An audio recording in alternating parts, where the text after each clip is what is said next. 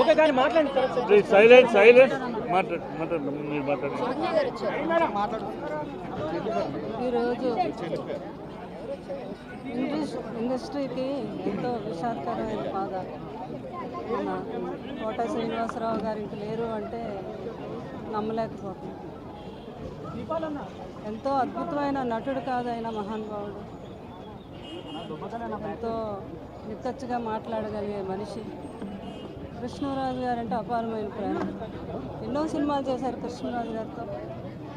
లాస్ట్లో మా నాన్న పెళ్ళి కూడా ఎంతో అద్భుతంగా నటించి ఆయన పేరు తెచ్చుకున్నారు. చాలా అనుబంధం. ఎన్నోసార్లు మా ఇంటికి రావటం కూడా జరిగింది ఆయన. కృష్ణరాజు గారితో ఆయన అనుబంధం నాతో చెప్పేవారు. అమ్మ అప్పుడు నేను ఎన్నో సినిమాలు యాక్ట్ చేస్తున్నాను సార్, కృష్ణరాజు గారు నన్ను పిలిపించి నా సినిమాలో యాక్ట్ చేయాలని చెప్పారు. ఆ యాక్ట్ చేస్తూ ఏమి కోట నీకు ఎంత ఇమ్మంటావు ఈ సినిమాకి అంటే, నాకు తెలియదు సార్, నేను ఎవరు ప్రొడ్యూసర్లు ఎంత ఇస్తే అంతే తీసుకుంటున్నాను అంటే అప్పుడు కృష్ణరాజు గారు అన్నారు, అలా కుదరదు, పెన్ను కాగితం ఇచ్చి ఈ రోజు నుంచి నీకు ఎంత రెమ్యునరేషన్ కావాలో ఇంత రాసుకో, అక్కడి నుంచి అదే కంటిన్యూ అవ్వాలి ఇండస్ట్రీ అంతా అని కృష్ణరాజు గారు ఆ రోజు చెప్పారమ్మా. ఆ రోజు నుంచి నేను అలా కంటిన్యూ అయిపోయిన. అంత మంచి గొప్ప వ్యక్తి ఆయన, అంత సపోర్ట్ ఇచ్చారు నాకు అని చెప్పడం జరిగింది. సో ఇది వాళ్ళ ఫ్యామిలీకే కాదు మా ఇండస్ట్రీకి అందరికీ కూడా తీరని లోటు. లాస్ట్ ఇయర్ నేను మామిడి పళ్ళు పంపిస్తే, ప్రతి సంవత్సరం మామిడి పళ్ళు పంపించడం అలవాటు కృష్ణరాజు గారు ఉన్నదని. లాస్ట్ ఇయర్ నేను పంపించితే వెంటనే నాకు ఫోన్ చేశారు. కృష్ణరాజు గారి గురించి ఎంతో బాధపడ్డారు. ఆయన లేరు అంటే నాకు చాలా బాధగా ఉంది. నేను వస్తాను, వచ్చి మిమ్మల్ని ఒకసారి మీతో మాట్లాడాలి అంటే, తప్పకుండా ఎప్పుడంటే అప్పుడు రావాలి అన్నారు.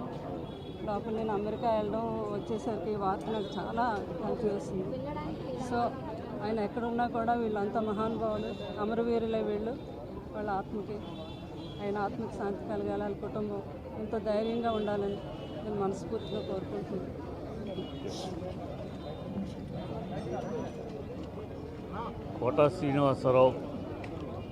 కోట శ్రీనివాసరావు అనే పేరు చలనచిత్ర చరిత్రలో సువర్ణ అక్షరాలతో లిఖించబడిన పేరు.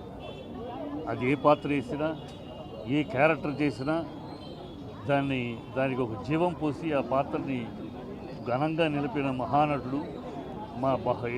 ఇలాంటి మహానటులు, ఇలాంటి గొప్ప నటులు అరుదు. అలాంటి అరుదు నటుల్లో ఒక ఎస్వి రంగారావు గారు, ఒక నాగభూషణం గారు, ఒక కోట శ్రీనివాస్, ఇలాంటి వాళ్ళంతా చాలా అరుదైన మహానటులు. ఆ మహానటుడితో నాకు చాలా అనుబంధం ఉంది. నా సినిమాలన్నింటిలో, నా డైరెక్టర్ సినిమా, నా సొంత సినిమా ఆయన లేకుండా సినిమా ఉండేది కాదు. రీసెంట్గా ఒక వారం క్రితం ఆయనతో మన సోదరా ఏంటి సోదరా ఎలా ఉంది హెల్త్ అని మాట్లాడితే ఒక మాట అన్నాడు, చాలా గొప్ప మాట.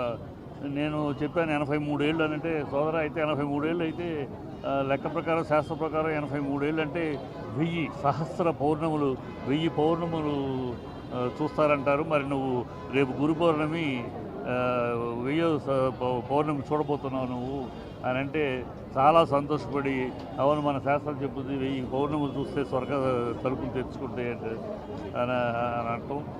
కరెక్ట్గా గురు పౌర్ణమి అయిపోయింది. 1000వ పౌర్ణమి చూశాడు ఆ పుణ్యాత్ముడు. చూసి పుణ్యలోకాలకు వెళ్ళాడు.